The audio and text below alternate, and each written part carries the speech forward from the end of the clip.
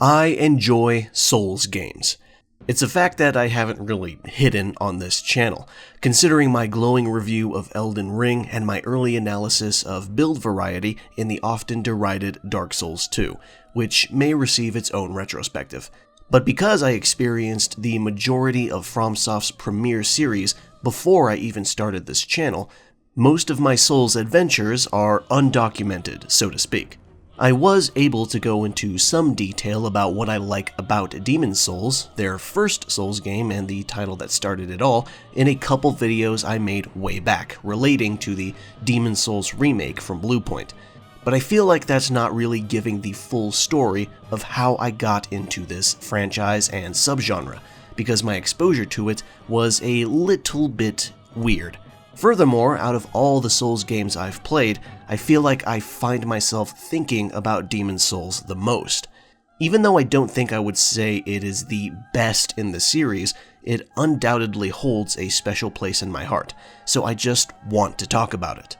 This video is not necessarily going to be a review, though it will have parts that sound like a review because I still touch on the quality of the game. Now, I would say this is a personal retrospective because the main purpose of this video is to discuss my own experience with the game and how I interpreted my time with it. I feel like Demon's Souls is a good game for me to talk about in this manner because of how much impact it's had on me and my perception of combats, art direction, and risk and reward in action RPGs. And I'm able to look back on that change and maybe put it into context better. Also, because this retrospective is going to be a bit more personal than my reviews, I'm probably even more inclined to say some things that others might consider to be hot takes. But I'm getting a little ahead of myself here. Let's rewind the clock back to when I first started to hear about Demon's Souls. 2009, the year it released. We're reaching a point where there's a chance some of you watching might be too young to remember this, which I don't like thinking about, but the first couple years of the PlayStation 3's existence were rough, to say the least. Notable exclusives were slow to come out for it, and even third-party titles suffered because the console's cell processor and general architecture made it infamous to make games on. It was not uncommon for a multi-platform game to release, and the PS3 version to be the worst one. Eventually, though, the big titles would come out, and Demon's Souls was not really among them. This might sound surprising because if you look up the reception of Demon's Souls at the time it released, you'll see almost nothing but high praise, including GameSpot's awards for Best RPG, Best PS3 Game, and Game of the Year, which was a big deal at the time, and the greatest hits version of the game wore that badge with pride. It's true that the game was successful. After all, it got Dark Souls greenlit, but for the most part, Demon's Souls stayed quite niche. As a terminally online teenager, I saw the praise it was getting, and at the time I wasn't really interested. I was one of those ignorant little fools who thought, I don't really need more fantasy games, I'm fine with going back to Elder Scrolls once in a while. And boy did that sentiment age badly, and in more than one way. Sony approached FromSoft, remembering their Kingsfield series with the intention of getting a fantasy RPG that could stand up against the might of Elder Scrolls. Now, of course, what they actually received was far different from what they expected. This led to the notorious reaction from the head of Sony Worldwide Studios, Shuhei Yoshida, who tried an early version of Demon's Souls and said, "This is crap. This is an unbelievably bad game." Because of this, Sony published the game in Japan but refused to localize it for overseas markets. Instead, Atlus showed up and were impressed by the game's quality and challenge and decided to publish it in North America themselves. To be fair to Yoshida, however, he has since been deeply regretful of letting Demon's Souls slip through his and Sony's fingers. He said it was probably the biggest mistake of his career, and he spent the rest of his time at Sony championing Souls and Souls-like games, soon leading to another partnership with FromSoft for the creation of Bloodborne. Of course, the comparisons to Elder Scrolls would still go on, as silly as they were, especially when Skyrim and Dark Souls released only 2 months apart. which I imagine led to a ton of people finishing Skyrim and still hungered for more fantasy games, so they foolishly walked into Dark Souls thinking it would be a similar experience. I've read a couple stories like that over the years, and while some people ended up pleasantly surprised, others not so much. Anyway, with all that context done, the first time I saw Demon's Souls physically in front of me was in high school. I was in cooking class. Yes, you heard that right, cooking class. I needed an elective. When a younger classmate pulled the game out of his backpack and began talking about it. I forgot this classmate's name and I forgot what he said and the context of why the game was in his backpack, but I distinctly remember him loving the game and talking about it for several days in a row. I didn't think much of it then and just silently listened to him while he gushed about the game. Fast forward 2 years to June 2012, and I had graduated already and I was enjoying my new 50-inch TV, which was actually my parents' TV, which I had fixed up with the help of a friend who was in robotics because it had a single blown-out capacitor, and by replacing it, we were able to add a solid 5 more years of life to it. After fixing up that TV and taking advantage of it by sitting closer to it than I should have, I realized I had a copy of Demon's Souls sitting on my shelf that I still hadn't gotten around to since I bought it a couple weeks prior. It was the greatest hits version with that GameSpot badge on it, so I decided to finally pop it into my PS3 and begin playing. The first thing that struck me was the opening CG movie. It might have paled in comparison to other fancy CG cutscenes in other RPGs, but this introduction was an accurate adaptation of what the world you were about to enter was like. This short movie starts off in a typical fashion, landscape shots with ominous text on the screen, but the beauty of the world is cut short by a withered corpse hanging upside down from a dragon's talon. And the music ramps up to an utterly menacing sound with pounding percussion, harsh strings, and a foreboding choir. A faceless knight tries to fight off hordes of undead, but finds assistance in spirits that join him in combat. And then a massive dragon with multiple rows of teeth climbs over the wall and unleashes a hellish roar. Now obviously the actual gameplay wouldn't be so cinematic, but the tone of the movie, especially the oppressive music that only makes the scene feel more tense and desperate, was a faithful representation of how you would feel in actual combat. At the time though, while I liked that opening movie, I wouldn't truly appreciate it until much later. After that, I was also grabbed by the minimalist design of the title screen.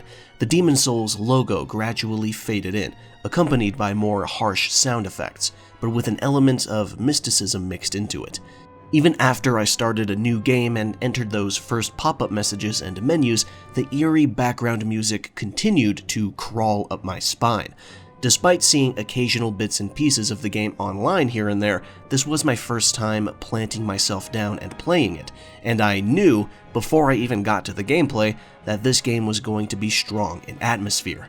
I got into the character creation, and this is probably the first thing I was not happy about, because as strong as the art direction for the game is, the graphical fidelity, particularly in humans, left a lot to be desired. It was basically impossible to create a character who didn't look like a 17th century peasant who lost the genetic lottery. Granted, this is only a minor detail, because chances are you might play the entire game without seeing your character's face at all. Honestly, I can't remember what I picked as my starting class, but I think it was Knight because why not? I'm playing a fantasy game for the first time, so the safest pick must be Knight. He's on the game's cover. Historically, I always pick the knight or a soldier on my first playthrough of a fantasy game anyway, and it's a trend that I would continue in future Souls games. So, with my sword and board man created, and his face thankfully obscured by his helmet, I proceeded on watching the introductory cutscene explain the basis of the game's otherwise minimal story. And combined with the constant onslaught of oppressive and eerie music and sound effects I've been hearing up until now, it was clear that this was a truly dark and hostile world. In terms of presentation, it was obvious the game wasn't particularly expensive, but FromSoft was still able to do a lot with the resources they had, and I respected that. I soon got into gameplay with the tutorial, and it was unlike most other tutorials I had experienced in the last several years. I had gotten used to games opening up with tons of hand-holding or constant narration, but Demon's Souls kinda just throws you into the forest naked and afraid. You're given free control right off the bat with occasional messages on the floor telling you what buttons do what action, and it was up to you to get used to it all. I quite liked it. Even back then, I was pretty tired of slow, monotonous tutorials that take 5 minutes to explain one step, so just gaining full control immediately and fighting a few weak undead was exactly to my taste. I reached the end of the tutorial by starting the optional boss fight against Vanguard. As soon as the battle started, I already assumed this was one of those fights where you're supposed to die, but it is possible to win anyway, because that's a thing I've already experienced in games before, and I love it every time. It's one of my favorite tropes. I would almost find out about being able to win myself because I nearly pulled it off. I recall getting Vanguard to, I think, just past half health before I finally experienced my first ever Souls death. One habit I can tell you that I fell victim to right out the gate that I'm pretty sure everyone playing a Souls game for the first time does is keep distance and try to hit and run instead of just rolling. It took a while before I realized that rolling is actually great and you should be doing it all the time. Another big thing I wasn't used to was the stamina bar. Now, I had played action RPGs with a stamina bar before, of course, but in Demon's Souls, it was so much more important and deeply ingrained into the combat, to the point where my initial reaction to it was actually concern that it might end up being an unnecessary, impeding gimmick. In a lot of games with a stamina bar that work in a similar fashion, they at least last long enough to kill a few trash mobs, but not here. Stamina disappears insanely fast, and reappears fast too. I wasn't totally sold on its strictness at first. Anyway, with my first death at the hands of Vanguard, I was teleported to the Nexus, the central hub area of the game. Every Souls game has some sort of hub zone that you will likely return to many times, and even after playing through all of them, I still think the Nexus is my favorite, or at least tied with Majula from Dark Souls 2. Sure, it is huge and kind of unwieldy to navigate through the first few times you visit, but the design and atmosphere are just impeccable. I'm not a religious person, but if there was a church in my town that looked like this, I would be going every damn week. This is where we meet the Maiden in Black, the obligatory level-up girl that almost every FromSoft Souls game has, with the exception of only Dark Souls 1. Though I guess it's up to you if you want to count Melina in Elden Ring as one, I suppose. But to be completely honest, no matter how many of these games I play and level-up girls I meet, Maiden in Black has always been my favorite. Her design is so unique. Her voice actress, Iveta Muradasilova, who is also the voice of the doll and Lady Maria in Bloodborne, has an accent that I can't quite place, but it makes the character more recognizable than she would be without it. Her mannerisms are very human and even cute sometimes, which is a stark contrast to not just the rest of the game's world, but to the other NPCs you meet in the Nexus, who are mostly downtrodden and aimless. Their performances are also great. Demon's Souls is dark fantasy, but it is still fantasy, yet the voice acting is often so grounded and in such a manner that's befitting of the dreariness you're constantly surrounded by. While I still wasn't quite sure of the gameplay at this point, 2012 me was definitely on board with the atmosphere, art direction, and overall production of Demon's Souls. I was already able to partly see why this had such a die-hard following, but the question still remained if I was going to join them. And another thing I noticed about the Nexus was that one broken archstone, which I of course initially assumed was broken simply for aesthetic purposes, but I would later find out that it was indeed a sixth world for the player to play through, specifically a northern kingdom covered in snow, but it ended up being cut content. After absorbing the majesty of the Nexus and meeting the Maiden in Black and the strange character of the Monumental, I entered the first world of Boletaria. This is where the game hammered home its aesthetic, fantastical and magical on the same level as any other high fantasy setting, yet still undeniably bleak and decayed. It's a place that you could tell, just by looking at it, was undoubtedly heavily populated at some point, yet it's still on the road to total ruin. It drove the point home that you really are in the middle, or nearing the end really, of a potential apocalypse, and could get worse if you don't save the day. I really enjoyed the detail of the bridge you start out on being in a massive canyon. If there's one thing FromSoft is really good at regarding environmental design, it's making the world feel much larger than it actually is. I continued forward to fight my first real, non-tutorial enemies, and it's not too bad, at least for the moment. If I recall correctly, I made the mistake of aggroing the multiple enemies in front of the massive gate and suffering my first real death there. I thought to myself, okay, it is definitely that kind of game. Now my next death was stupidly walking into that hole in the floor immediately after the bridge area because I thought it was a safe jump for some fucking stupid reason. Then I got hit by the boulder trap while trying to climb the stairs up the fortification. I also stubbornly fought and died to the Red Eye Knight off to the side in a non-story critical path multiple times before giving up because the idea of simply coming back later when I'm better equipped did not process immediately. Now I should also mention that by this time I have touched almost 0 games with a Metroidvania style level design until now. And by that, I mean games that are not open world, but are interconnected, shortcut-heavy levels that you can exit and re-enter and return to. Now, the Souls series didn't fully adopt that type of layout yet, because worlds here were still separated by the archstones you had to visit in the Nexus. But what I'm saying is that Demon Souls was honestly one of my earlier experiences with games that had level design like this. Before this, the closest comparable game was, I don't know, that time I played Resident Evil for the GameCube at a friend's house. Until now, I either played hyperlinear games that pushed you in one direction and you could barely turn around, or open-world games where you could go anywhere at any time. Almost nothing in between. So, as ridiculous and silly as it might sound, the idea of leaving and returning later in a game like Demon Souls was not something I fully grasped, because it just wasn't fully open world. It just goes to show that you can play a lot of games and still have big blind spots that you never even considered until you're forced to confront them. I continued my way through the first area of Boletaria, aka 1-1, and another section of the level that made me stop and think was the red dragon on the bridge. Now obviously this is a type of environmental hazard that I've dealt with plenty of times before, especially in platformers. The dragon engulfs the bridge with flames, and during its brief flight back around to do it again, you have to quickly run down the bridge to avoid getting scorched.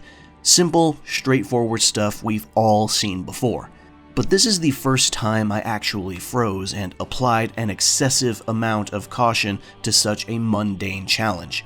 Excluding the tutorial, I must have died a solid 10 times before I even got to this point, and I haven't even reached the boss yet. It was alien to me. I'm usually a pretty quick learner with games, but I was finally playing a game that gave a level of challenge I haven't felt since some of the more brutal stages of Super Mario Lost Levels.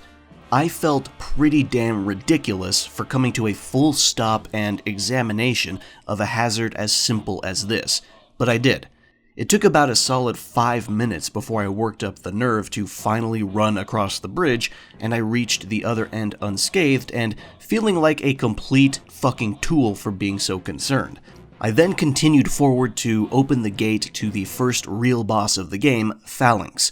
Thankfully, I've been thorough in my exploration through 1-1, and I picked up every item I came across, and I got the message the game was telling me: use fire against the boss.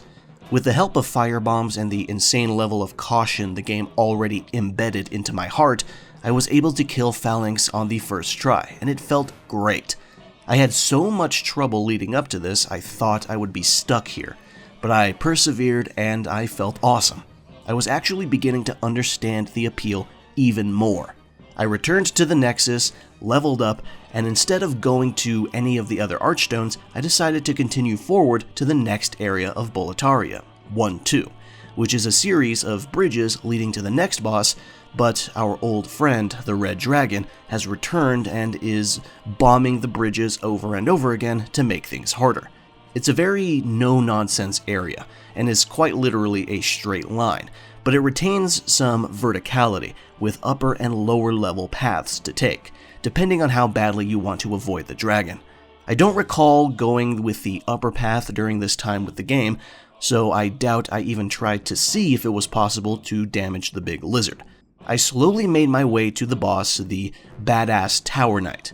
Now, this might have been my first time playing Demon Souls, but I was not stupid. I instinctively knew that if I wanted to minimize the headache this fight might give me, I had to deal with the archers hanging out along the top of the walls.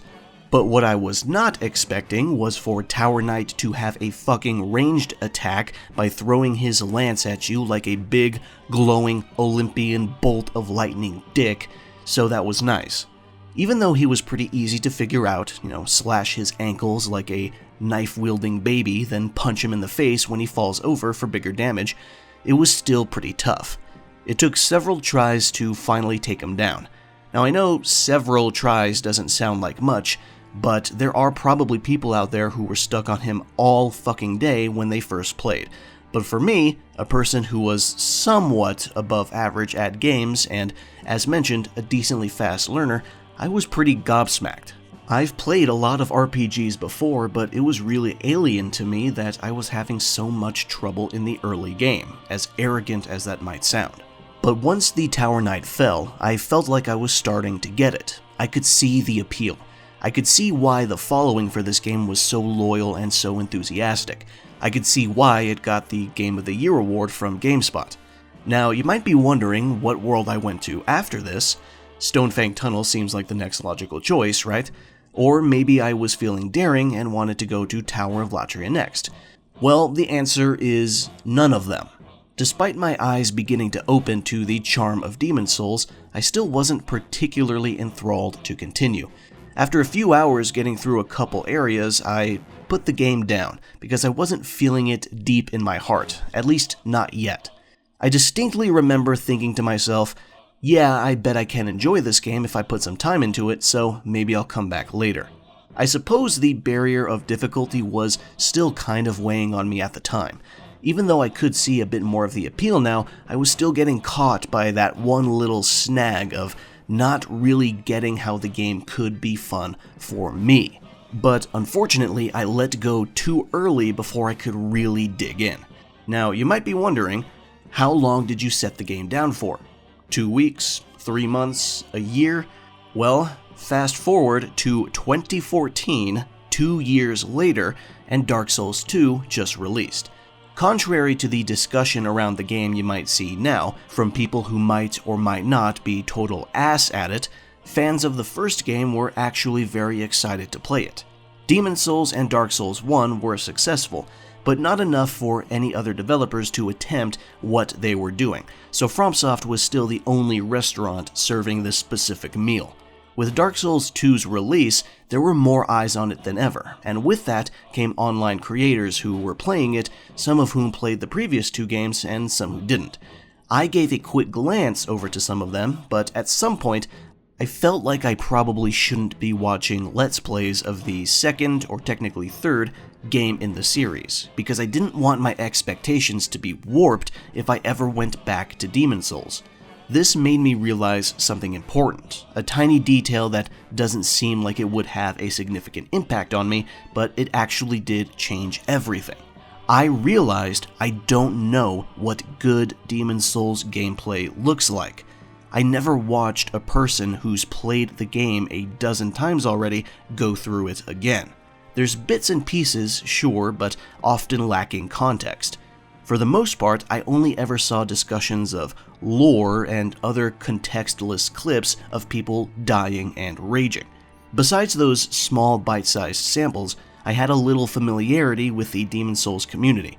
I didn't know who the best and most popular Souls creators were at the time, so I didn't know who to watch. I didn't know who to go to if I wanted to see people who were capable of crushing the game with ease. So, you know what I did? I went to YouTube and I typed Demon's Souls speedrun. Unfortunately, I cannot remember who I watched. Part of me wants to say Distortion and Elias, but I don't think they were speedrunning Demon's Souls back then, or maybe it was one of the record holders at the time, but I truly can't recall. I wish I could so I could give proper credit for inspiring me to pick the game up again, because believe it or not, watching Demon's Souls speedruns is what motivated me. Even after all these years, it's hard for me to pin down why watching speedrunners motivated me so much specifically. I've seen praise heaped at almost every aspect of the game from those who played it, and I've seen the lore discussions in passing. But it wasn't until watching speedruns that something clicked in my brain and lit a fire in me. It did not turn me into a speedrunner per se, but it did give me better insight into how different the game can look when someone experienced is at the controls, and I think that's what helped. Comparing a game being played by a beginner versus the same game being played by someone who knows it like their own home. That difference isn't super drastic in a lot of games, but here it's night and day, and seeing that difference made me visualize that chasm and how it's possible and worthwhile to cross it. It made me realize and appreciate the variation from playing a game on its skill floor to flying across its skill ceiling.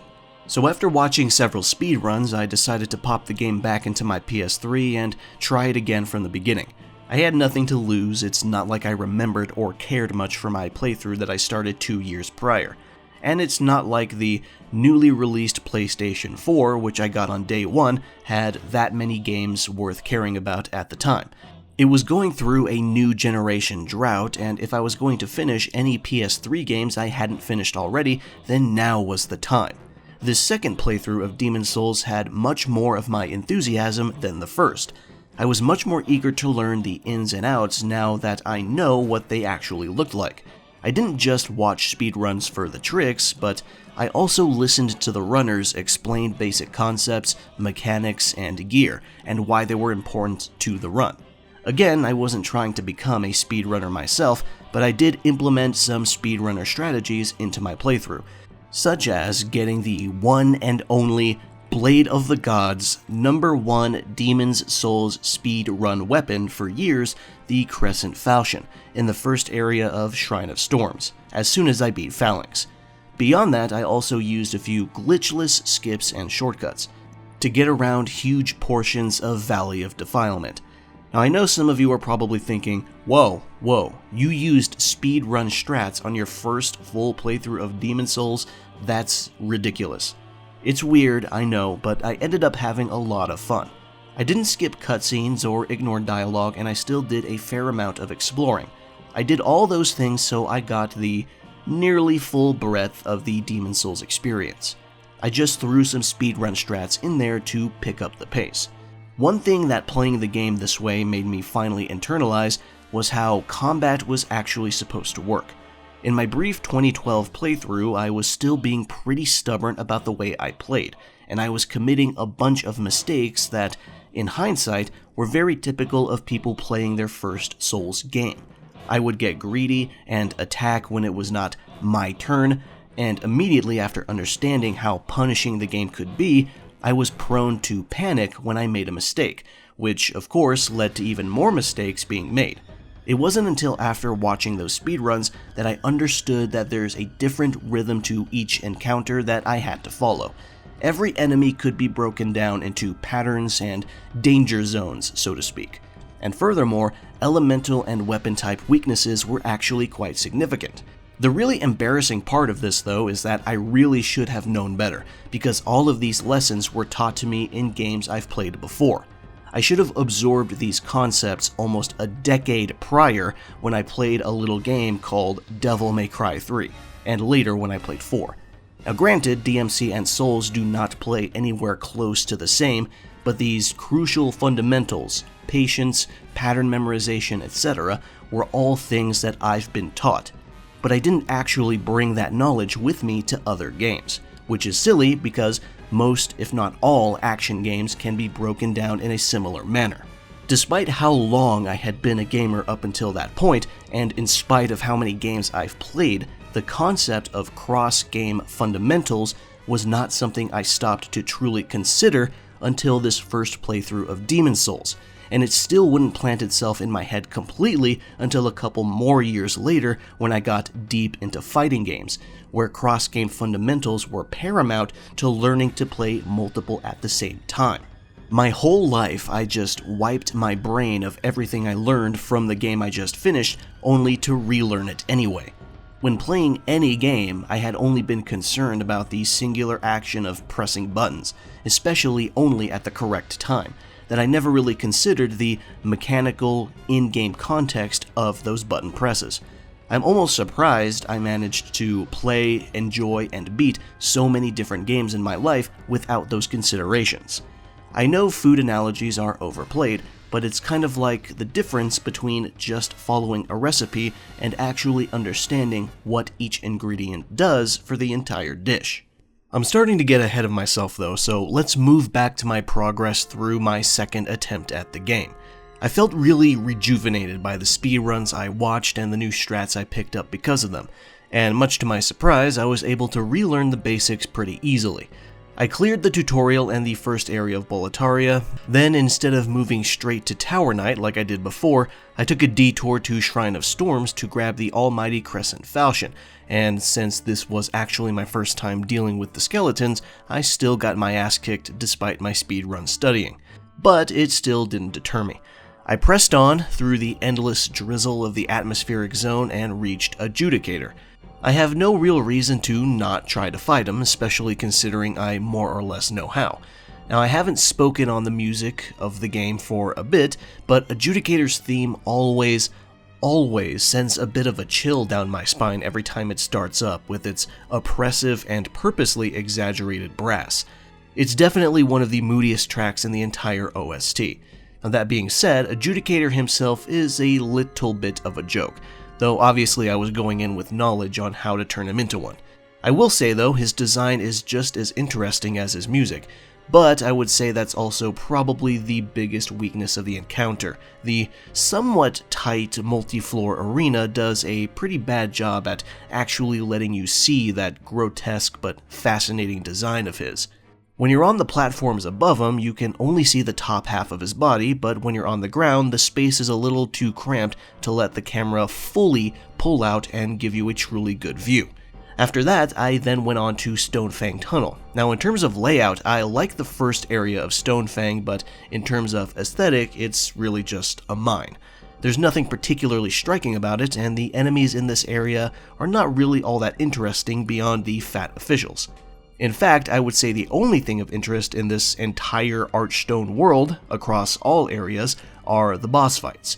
Armor Spider is an interesting one because it's an early peek into how the puzzle-like bosses can be. You don't just run up to it and start smacking it until it dies. You have to go down the tunnel, avoiding its webs and fireballs, then you have to stay centered directly in front of its face and hit it square in the mouth because you can't do damage anywhere else. Then it'll force you to run back to the opposite end of the tunnel where you came from, then you start the process again. It can be a tiring fight to redo over and over again, but once you learn it well enough to get it done in a single efficient attempt, it is pretty fun and dynamic. And again, the music is stellar here. Armor Spider's theme is percussion heavy and also weirdly jazzy. After Armor Spider, my memory gets pretty hazy. I want to say I left Stonefang Tunnel to do the first area of a different Archstone, but sometimes I just power through the entirety of Stonefang in one go, so I might have done that here. I can't remember, and that is the downside of making a retrospective of a playthrough from over 10 years ago that you did not record. For the sake of convenience though, we'll go through the entirety of Stonefang right here, right now for the video. Now the next part of Stonefang, 2-2, is, to be frank, pretty boring. It's just a series of tunnels and a bunch of bear bugs, and the only thing of real note is being introduced to Patches, the scumbag piece of shit that pops up in some form or another in every Souls game, like some interdimensional asshole. He always tries to get you killed, sometimes in the very first instance you meet, but otherwise he does have his uses, specifically as a merchant who sells items you can't get anywhere else. And once again, the best part of 2-2 is the boss fight, and this one's a doozy. Flame Lurker, at one point, was considered one of the hardest bosses in the Souls franchise. Even after Dark Souls 1 and 2 came out, Flame Lurker was still considered pretty up there in terms of difficulty, and this is where you can really see the challenge creep of FromSoft Souls games. Watching Flame Lurker in action now, you can tell that if he were lifted and placed into Elden Ring with no changes whatsoever, he would be a complete joke. He hits hard, sure, but he has a small moveset and isn't as aggressive as many other bosses in that game. Now, I still love Elden Ring, but as I mentioned in my Shadow of the Erdtree review, if you haven't seen it, there has been a very, very obvious trend towards speed and aggression as FromSoft's Souls games went on. And now, considering all bosses from all of these games, Flame Lurker wouldn't even be in the top 20, maybe even top 30 now. But back in the day, Flame Lurker was tough as fucking nails. Even if you weren't hard stuck on Tower Knight or Armor Spider or Adjudicator, you might still get stonewalled by Flame Lurker. Now if you do manage to power through though, it's a straight shot to the final boss of Stonefang, the Dragon God. Now I said Armor Spider was a taste of how puzzle-like bosses can be, and Dragon God is the final result of that path, because he's not really a fight at all. He's pretty much 100% puzzle, and not really in an interesting way. You enter a gigantic arena, and you have to immediately follow a path to the right, which takes you to a huge ballista that dramatically weakens the boss. However, while you're running, you have to stay out of Dragon God's line of sight, or he'll punch your shit in and maybe kill you instantly. Then you repeat the process on a second ballista on the opposite side of the arena, and while the boss is near death, you walk right up to his face and finish him off. But you still have to be careful because his breath can still kill you, and that's probably one of the most embarrassing ways to die in the game. So, as you can tell, this fight isn't really a fight at all, and it hurts all the more considering how awesome Dragon God looks. Now I suppose it's an attempt at boss variety, or maybe a sign of a compromise needed to make this boss doable in the first place from a development perspective, and from a story standpoint I can see why it's interesting. But it's an encounter that's just not really enjoyable to actually partake in. Now on the bright side, it's still nowhere nearly as bad as Bed of Chaos as far as puzzle bosses go. Now with the entire Stonefang Archstone done, where do we go next? It's a tough decision because all directions lead to a very tough place in one way or another. There's Tower of Latria, the remainder of Shrine of Storms, and the beginning of Valley of Defilement. Now I already know I want to save Valley for last, I'm just not looking forward to it, and I feel like Latria can be pretty daunting the first time through. But I've seen how ridiculous the second area of Shrine can be, thanks to being nothing but cliffs and having literally no shortcuts. So none of my options sound great here. No matter where I go, I gotta learn how to get through hell, in true Souls fashion. But since we've completed Stonefang, we might as well go in order. Tower of Latria is one of the most renowned areas From Software has ever made, and is often, or was often, used as an example of the pinnacle of vertically focused map design. The first area is a large prison complex with multiple floors and multiple cells, some of which connect to others through holes in the wall and such. Verticality can help a lot to make a level feel way bigger than it actually is, and Latria's a great example of that. The first time I went through this area, I felt like I was inside for an eternity, and even beyond the actual layout, there's the remarkable atmosphere of it all. The game has an oppressive and dour mood all around, but Latria has a sort of texture to it that none of the other areas in the game have, great as they might be. The first zone of Latria is also known for being the home of the ruthless Mind Flayer enemy, who doesn't seem like much, but can absolutely ruin your day if you don't get the drop on them first. There are few ways to eat shit in this game that are more embarrassing than getting stunned and grabbed by a Mind Flayer, because it happens so slowly and you have to be pretty damn far, or pray that their pathing screws up for a chance to escape. The end of the area, though, has a boss with a very interesting gimmick, and it's much more involving than Dragon God, thankfully. The Fool's Idol, a boss that creates copies of itself, and you have to somehow survive the fight by attacking only the real one. That probably sounds like a major pain in the ass, but it's actually not that bad. She isn't terribly aggressive, and as long as your arena awareness is okay, you can stay behind those pillars to avoid big damage. But that's not all. This is the first fight where there's interference from outside of the arena that will make the fight harder. There's a prisoner sitting on an upper floor that will repeatedly heal the boss if you don't kill him before entering the arena. Now, sadly, for those of you who want to see me suffer, this little trick was spoiled for me in speedruns, so I knew to kill the healing prisoner before I started the fight. And yet again, the music for this encounter is extremely moody, and even more minimal than usual, featuring scratchy strings that drone on and a piano that almost intrudes on the sound of the strings with poking sounds, like the melody itself is being stabbed. Just like the rest of the area preceding this battle, the ambience is incredible. The second area of Latria, or 3-2, is where shit gets weird. Now we're no longer in a prison, but a series of towers and stairs and a lot of cliffs to fall off of. I was equally dumbfounded, mesmerized, and intimidated when I finally saw this area for myself and got a good look around, because speedrunners typically don't stand around to admire the scenery. I said it earlier, but it bears repeating. FromSoftware's art team is insanely good at making these areas feel much larger than they actually are. Throughout this area, there's the constant sound of a beating heart, and it's not just a sound effect, it's coming from an actual gigantic heart hanging from the tallest point of the level that you have to tear down to progress. 3-2 is loaded with more fleshy horrors than the previous area. It also has new enemy types, particularly gargoyles and a horrific insect thing with a man's face.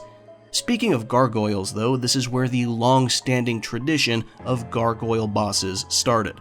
The boss of 3-2 is the Man-Eaters, a pair of winged creatures that show up one at a time. Again, I had the surprise spoiled for me, but I can only imagine how gobsmacked people were when they saw that second life bar pop up when they finally thought they were making progress in the fight. The arena doesn't make this gank any easier because it's a narrow bridge with one circular platform you can try to use to your advantage, but it's no guarantee. Funnily enough, there's a cheese that exists that lets you kill the first man-eater through the boss fog before you even enter. Then you only have to deal with the remaining one. I wasn't aware of this method on my first complete playthrough, but I did try it in subsequent playthroughs. It's pretty funny. With Man-Eaters done, it was a straight shot to the final boss of Latria, the Old Monk. This was a boss fight that made waves in the community because it has a very specific gimmick that many people praised for being a clever use of the game's invasion mechanic. If you don't already know, when you're playing online, Old Monk will actually summon another player to fight you, and that's the boss fight. Forced PvP. If you're offline though, Old Monk will simply call forth a standard NPC that has their own equipment and moveset. Depending on who enters your game, a PvP boss might actually be easier. Either way, it was a pretty novel concept that played on other mechanics in the game, and is definitely one of the more interesting fights in the Souls series, especially back then. The concept would be reused for a boss in Dark Souls 2, called Looking Glass Knight, who can summon other players to fight alongside him in the middle of the encounter. Also, Old Monk's theme is another moody piece of music with its emphasis on horns over sharp strings. It definitely sounds like a track you would hear in Castlevania. Now we finally return to Shrine of Storms to continue where we left off after beating Adjudicator. The second area of Shrine, or 4-2, is a big fucking pain in the ass, and I hate its fucking guts. Some people complain about the Valley of Defilement, which we'll get to, but for me, it's this area that is the bane of my existence. 4-2 is dubbed the Ritual Path, and it's a nightmare to get through. Not just on your first playthrough, but subsequent ones too, and for multiple reasons. First, this entire area is nothing but narrow paths with sheer cliffs. Second is multiple enemy types and enemy placement that can easily make you panic roll off those cliffs or just get pushed off. And third, there's no shortcuts at all. If you die right before the boss door, which is possible because of one enemy that's hidden right there, you have to start from the beginning. No ifs, ands, or buts. No matter how prepared I think I am for 4-2, things never go my way. I'm sure it's easy for some people, but somehow I always trip up here. I might still be able to get through without dying, but I still get at least one close call every single time. It is painful. The good news though is that the boss of this area, Old Hero, is arguably the easiest boss in the game, because, well, he's blind. He only attacks in the direction you're attacking from, and if you stay still or slowly walk, he won't even notice you. As long as you're sharp enough to notice this fact and take advantage of it, you can win this fight without being touched on your first try. That's probably the one and only complaint I have about this otherwise really cool fight. I like Old Hero's design and I like his arena, but he's pretty damn simple. But considering how much of a fucking pain in the ass the level is on the way over to him, it's probably a fairly balanced area overall. But I would be willing to make a trade of making his fight a bit tougher in exchange for one shortcut from the beginning of Ritual Path to the end. So after taking out Old Hero though, it's another straight shot to the last boss of Shrine of Storms. And as with all the other last region bosses, this one's a bit of a gimmick. It's a giant flying stingray called the Storm King, and it presents a bit of an issue because it's flying a solid, 30, 40, maybe 50 feet above your head. And worse, smaller storm beasts are flying down to harass you while you try to figure out how to actually deal damage to their leader. And that's besides the fact that the Storm King also attacks you with giant barbs. If you were playing this game with no previous knowledge, you probably despaired at not having any form of long-ranged attack. But the gimmick here is that regardless of what build you have, there is a weapon inside the boss arena that allows you to hit Storm King. And you have to rush through the arena to go and pick it up. The Storm Ruler. A greatsword planted at the opposite end of the arena, and don't let the fact that it's a greatsword concern you, because the stat requirements to wield it are 0. The sword's special ability is that it becomes a ranged weapon while you're in the Storm King's arena, enabling you to hit it no matter what build you brought into the fight. Now some of you who might have skipped Demon's Souls but went on to play the Dark Souls trilogy might recognize this mechanic from the fight against Yorm the Giant in Dark Souls 3. And, well, now you know where it comes from. Alternatively, you can use the Lava Bow to hit Storm King with arrows, or if you're a magic user, it is possible to hit Storm King with the Soul Ray spell when he's at his closest to the ground. And depending on your stats, it might actually be faster to do that. Again though, you gotta be careful about those barbs. Between this fight and Dragon God, I gotta say I prefer this one. The presentation, the concept of racing to the Storm Ruler to finally deal damage, everything about it is much more interesting. Some people might think this is a bad word, but frankly, this fight is very cinematic. With the 4th Archstone done, it's time to continue on to the last Archstone we haven't touched on yet, Valley of Defilement. You probably know about Blighttown, but if you never went back and experienced this fucking hellhole, then you don't know jack. Valley of Defilement is a maze of human waste, and it's where my speedrun viewings finally come in handy in a meaningful way, because frankly, I skipped most of this dank, dingy sewer by basically going around everything as often as I could, and I do not regret it. Basically, I don't have much to say about this place, at least in the context of this first full playthrough, beyond the boss fights. The first boss of Valley is Leechmonger, who is a total loser, and the only difficult thing about this battle is simply getting down to it. And even then, if you have a ranged build of some kind, you don't even need to make the journey. As long as you're close enough to stop it from regenerating, you can pelt away with spells or arrows. The creature is weak to fire to an almost insane degree. If you have Firestorm on you, you can waltz up to it and probably utterly incinerate it in no more than 2 casts. Big whoop.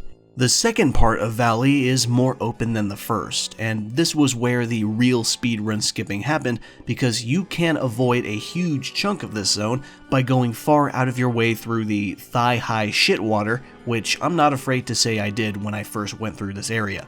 The next boss is the Dirty Colossus, which is basically Leechmonger but actually walking on 2 feet, and instead of leeches, it's made of shit and flies. And also like the Leechmonger, it's absurdly weak to fire, and thankfully pretty slow to move.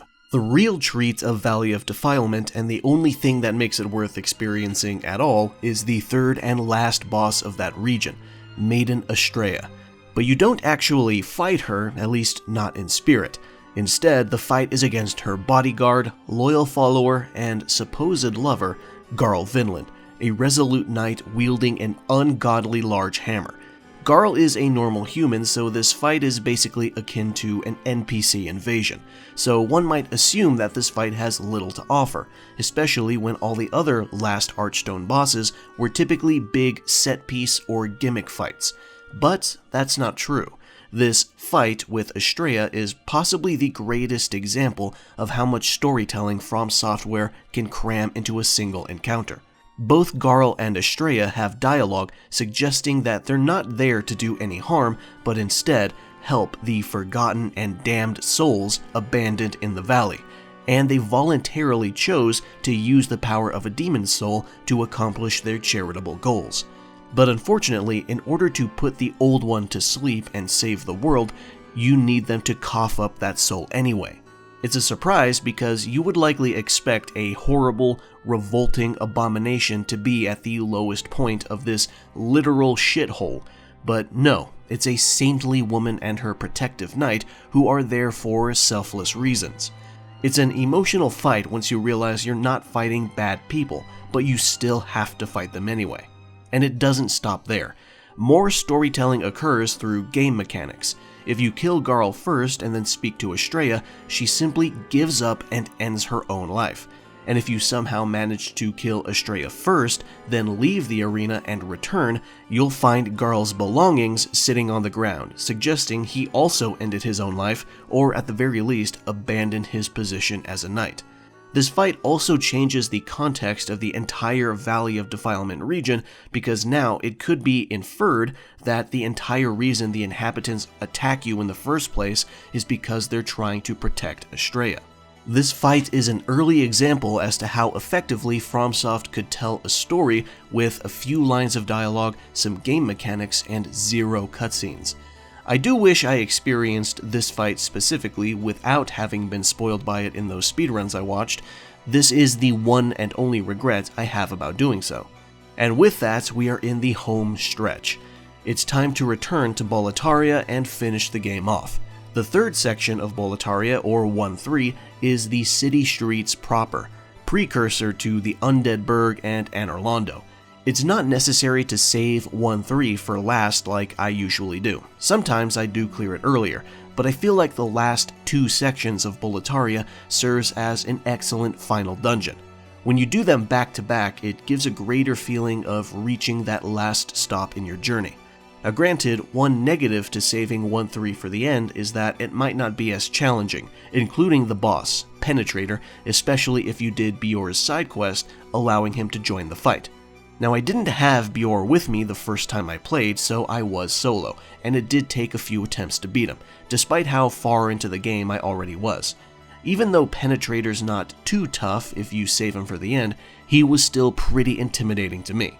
Going back to the idea of cross-game fundamentals, one fundamental that I didn't truly absorb until I played Dark Souls 2 was that arguably the biggest hurdle you had to get over when first playing Souls games was the mental hurdle of accepting that in a lot of cases, the ideal way to fight bosses was to get in their face.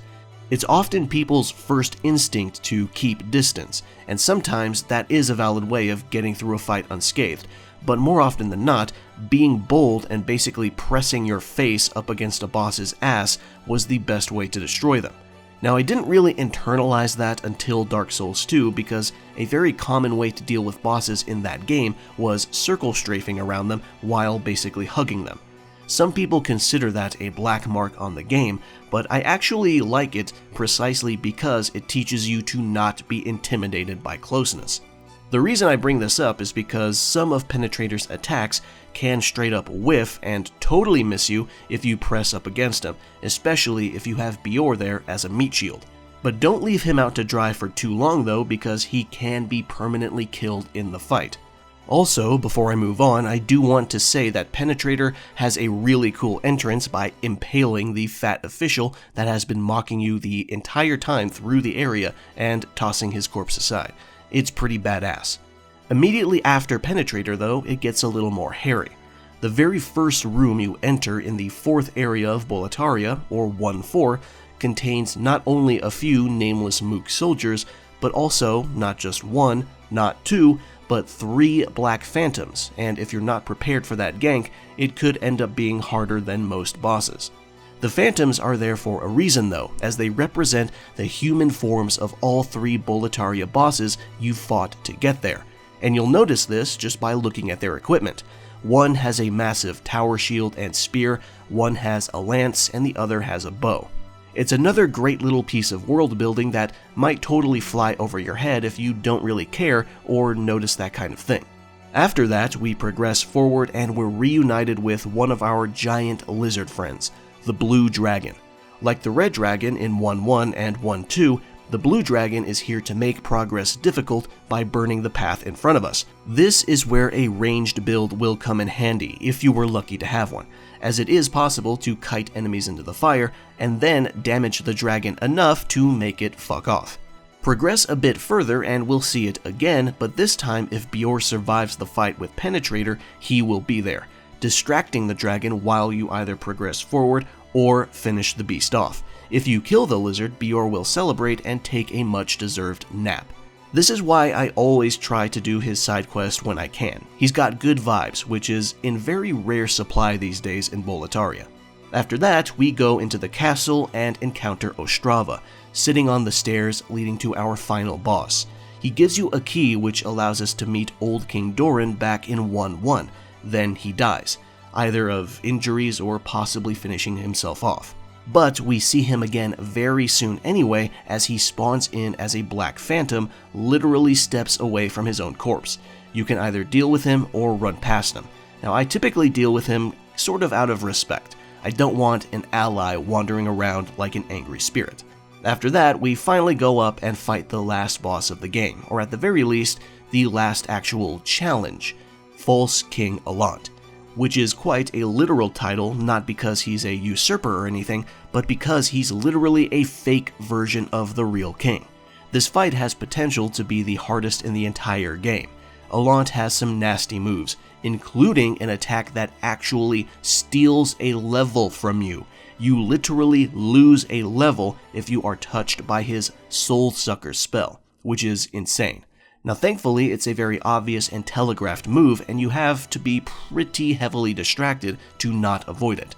But as soon as he's dead, it's a straight shot to the official end of the game, for the most part.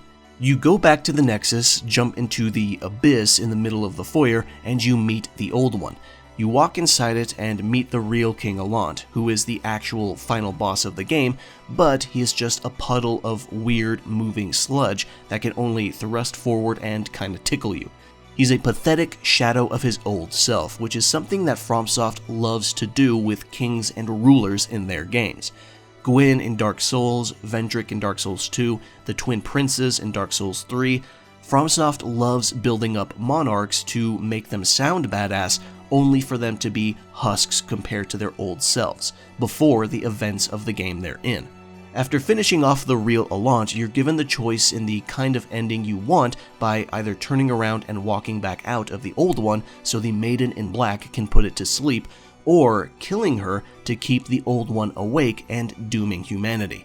Now I always walk out. I will never, ever, ever hurt the Maiden in Black, the best level up girl and #1 waifu in all of Souls history. So, credits roll, and that's it. Demon Souls is finished. Now with my first real playthrough over, you're probably wondering why I didn't touch that deeply on many NPC quests or world tendency, and to be honest, it's because I didn't really pay much attention to those until follow-up playthroughs. If I spotted an NPC, of course I would talk to them, but I was going around and doing stuff based on what I saw in speedruns, and I never watched or read any proper completion guides, so even though I already had an idea of where to go and how to fight bosses, everything beyond that was new to me. So you can bet that even though I was somewhat thorough, I still missed out on a lot in that first full playthrough that I had to go back and do. But this shouldn't be a surprise if you play Souls games. They're always filled with cryptic side quests, and it's almost impossible to do all of them on your first shot through the game without a guide, unless you actually investigate every nook and cranny of everything before committing to the next major step in the critical path. Now, with that all being said, now that I've done all the NPC quests, though usually not all at once, admittedly, I typically still go out of my way to complete Ostrava and Bjor's quests specifically, and maybe even Uria's if I feel like it. I usually don't bother with anyone else unless it suits my needs, like Sage Frake or Old King Doran. As for World Tendency, as clever an idea as that mechanic is, I wasn't terribly interested in working to manipulate it just for the sake of it. I usually only did it when I absolutely needed to. You might also be wondering about player versus player, or PvP, and my experience with it. And to be blunt, the answer is 0. I never, ever cared about PvP in any Souls game or even Souls-like, including those made by other studios not named FromSoft. If I wanted an even remotely deep one-on-one fighting experience, then I would just play an actual fighting game. Now, at the beginning of the video, I kinda sorta promised that hot takes would be present, and if I'm going to give one, it might as well be now.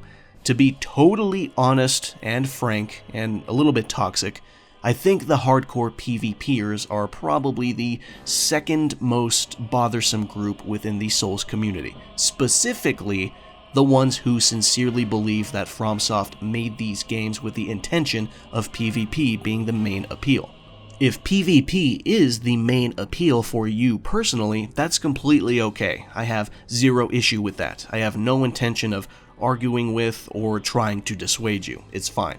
As for the assertion that it was FromSoft's intention for PvP to be the main appeal for everyone, well, such an idea falls apart at even the smallest amount of scrutiny, because if that were true, then PvP probably would have been way better than it actually has been. Now, from what I've seen over the years, the only game considered to have good, not just passable or decent, but good PvP is Dark Souls 2, the one everyone claims to hate, and the only one Miyazaki didn't direct. I know some people will point to invasions, but that's just an interesting gimmick that FromSoft was lucky to pioneer, and you can play the entire game by avoiding it by simply playing offline, and there's no real punishment for doing that.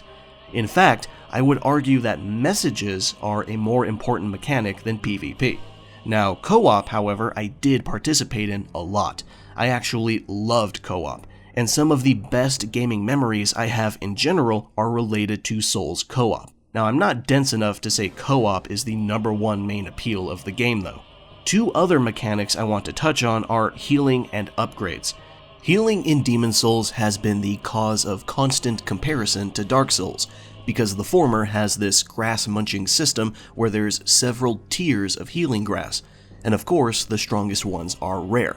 You can hold a lot of each grass, but that doesn't make the system all that forgiving.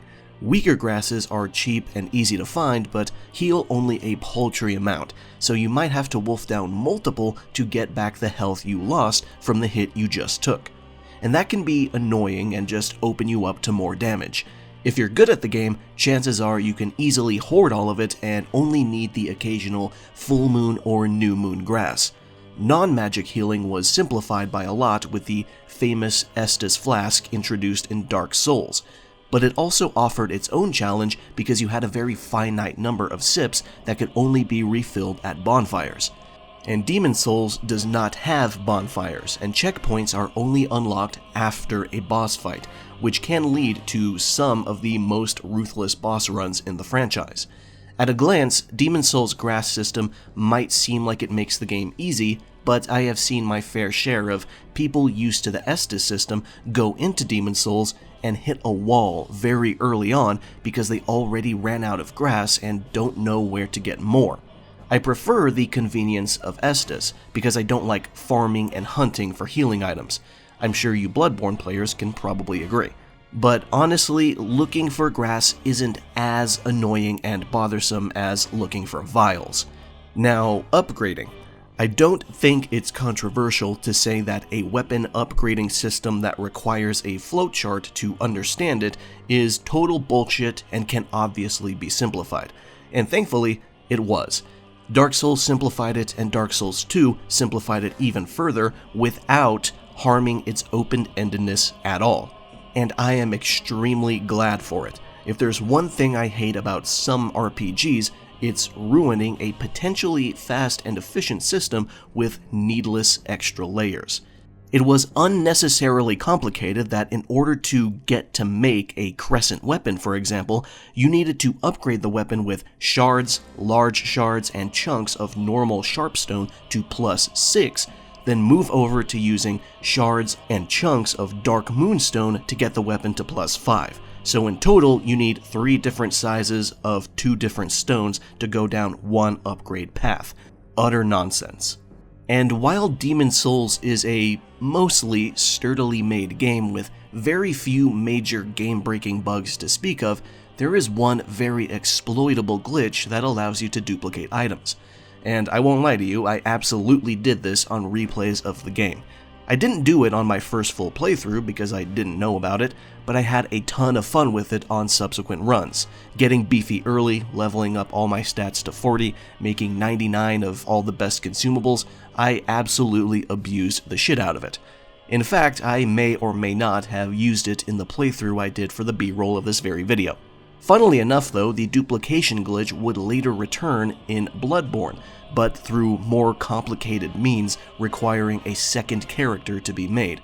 I actually did this glitch on my first playthrough of Bloodborne, but only because a save file corruption undid about 14 hours of progress, so I used the glitch to get back to where I was in about 3 hours instead. I know some people would have just sucked it up and trudged their way back normally, but I was really angry and impatient. I truly thought we were in an era where save data corruption was a thing of the past, but no, it still happens. Now thankfully that's not the worst data corruption I've ever encountered. I had a Final Fantasy VIII save file corrupt at the literal last save point before the final boss, so that was fun. Anyway, with Demon's Souls finally done, I didn't forget my main goal with finally finishing it, to catch up on the franchise and play Dark Souls 2. So I bought Dark Souls 1, beat that, and then finally started on its sequel, the so-called Black Sheep of the series. Now if I were to make another retrospective of a Souls game, you would probably assume I would do Dark Souls 1, but honestly I have more to say about 2, and frankly I think my thoughts will be far more positive than you might predict. As time passed and I got through Dark Souls 1 and 2, the topic of people's perception of difficulty would pop up in my head, on and off.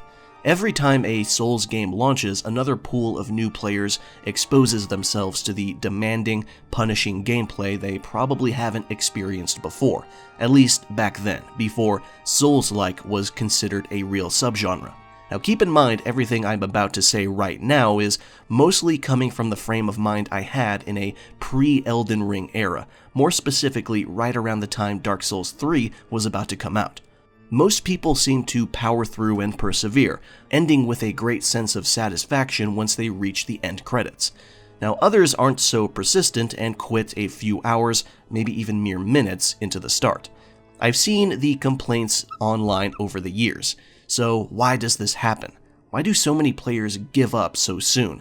Surely they know there's more to the game than what they experienced in just the first 30 to 60 minutes. Even though I was late to the party, I never bought into the constant barrage of comments insisting on Souls being the hardest series of games on Earth. I love this series, yes, and I consider it one of my favorites now, but I honestly feel that references to its difficulty are, or were at least, far too overplayed. It became even more tiresome with Bandai Namco's marketing of Dark Souls 1, going so far as to name the PC version the Prepare to Die edition. There's also the opening cutscene of Dark Souls 2 where Strowan, the old firekeeper, beats it into your head that you're going to die a lot. We get it. Thankfully, Sony's marketing of Bloodborne kind of flipped that over, and instead simply focused on making the game look fucking cool, which was easy to do because it is cool. In terms of aesthetics and art direction, Bloodborne is the coolest looking Souls game FromSoft has made. Now this hardcore marketing was annoying to me, because it reinforced the idea that people should never try Dark Souls without expecting an extremely unwelcoming and possibly unfair sense of difficulty. It's unfortunate because Souls isn't like that, especially not in those earlier days. It also made the non-fans assume that the majority of the Dark Souls fanbase had a sense of superiority over other gamers because they beat such an oh-so-hard game. Now don't get me wrong, we did have those people, but they were just an obnoxious minority. Over the years, I've seen some people jump into the game letting these negative preconceptions poison their first impression. They start the game thinking they'll fail and thinking they'll hate it, and whether they're aware of it or not, they sometimes play into that to justify the opinions they formed before they even picked up the controller. It was pretty frustrating to see. Now, can a Souls game be difficult? Of course. If you've never played anything resembling a Souls game before, then your first experience is likely to be frustrating at times, I'll admit. But it sure as hell is not impossible. The huge, loyal fanbase isn't made up entirely of people who never made it past the third boss. There's nothing the game demands of you that is beyond your ability. When you boil a Souls game down to its absolute basics, it becomes clear that the only skills you need to make your way through the game are just a decent sense of timing, spatial awareness, and pattern recognition, which is what all action games ask of you, though to differing degrees of importance. In fact, Miyazaki has been on record to say that Souls games were never meant to be skill-based, but strategy-based instead. During your first playthrough, you do need to be pretty cautious so you're not falling victim to constant, easily preventable deaths. You have to keep in mind what you're doing, where you're going, and what consequences may arise if you proceed. This all harkens back to the cross-game fundamentals thing I mentioned earlier. Souls games follow the same concepts many games already followed, but were just a bit more punishing of mistakes.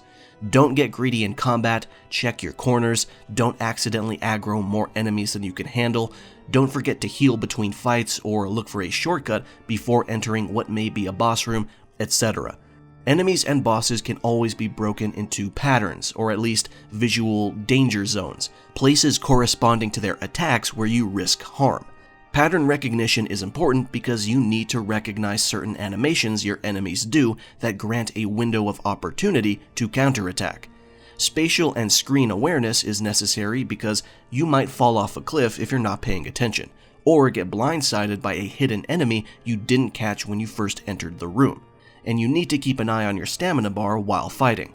Treasures tend to be well hidden too, so after you clear out a room, always double check the area before progressing down a path you might not come back from.